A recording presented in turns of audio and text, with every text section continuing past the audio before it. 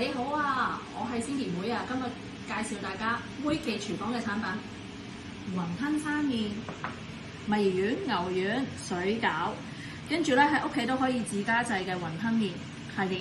你睇下我哋師傅今日整好晒啲麵咧，煮嘅時候咧一定要幫你散開晒啲麵，先至好容易咁樣煮得到呢個麵。嗱，大家過嚟睇下咯，依家我哋煮滾咗啲水啦，之後咧就準備可以落麵啦喎。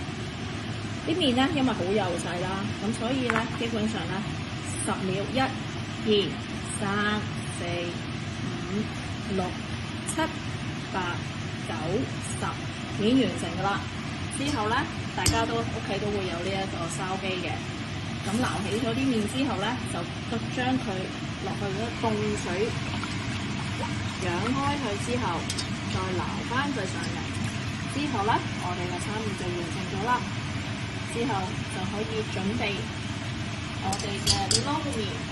嗱，你可以加啲蠔油，加啲麻油，咁咧個香味咧會十分好啦。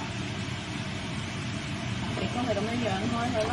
之後咧就加啲蠔油，咁就好啦。之後咧亦都可以加啲葱花半碟啦。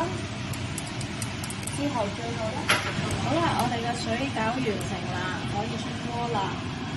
之後仲有我哋嘅墨魚丸，亦都準備好啦，同埋牛丸，最後一個都準備好啦喎。